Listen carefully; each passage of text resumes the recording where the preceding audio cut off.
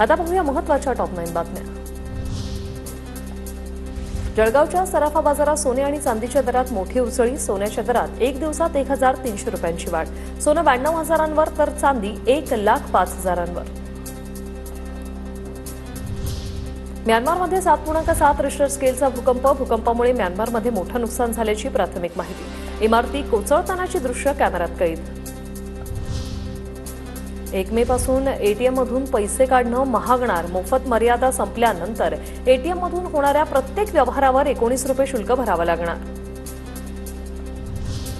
नागपुरातील महाल परिसरात सुरक्षा यंत्रणा अलर्टवर। आज शुक्रवार असल्याने मोठी गर्दी होण्याची शक्यता। जामा मस्जिद परिसरातील सुरक्षा यंत्रणा सज्ज। पोलिसांच्या मोबाईल सर्व्हेलन्स व्हॅन तैनात। नागपुरातील हिंसाचार प्रकरणातील 3 आरोपींच्या घरांवरील बुलडोझर कारवाईला न्यायालयाची स्थगिती। आरोपी अहेफाज अफसर आणि मोहम्मद सफवान अब्दुल राशीद यांच्या घरावर चालणार होता बुलडोझर। सोलापुरात बेदाणा उत्पादक शेतकऱ्यांना सुगीचे दिवस। बेदाण्याला प्रति किलो 250 ते 400 रुपये भाव।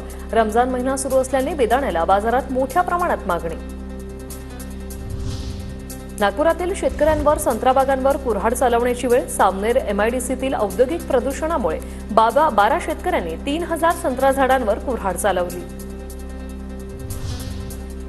मुंबई मडगाव आणि मडगाव मंगळुरू वंदे भारत एक्सप्रेसच्या एकत्रीकरणाच्या हालचाली सुरू। कोकणवासियांच्या हक्काची वंदे भारत दक्षिणेच्या अंगणात उभी करण्याचा घाट। कोकणवासियांमध्ये प्रचंड अस्वस्थता।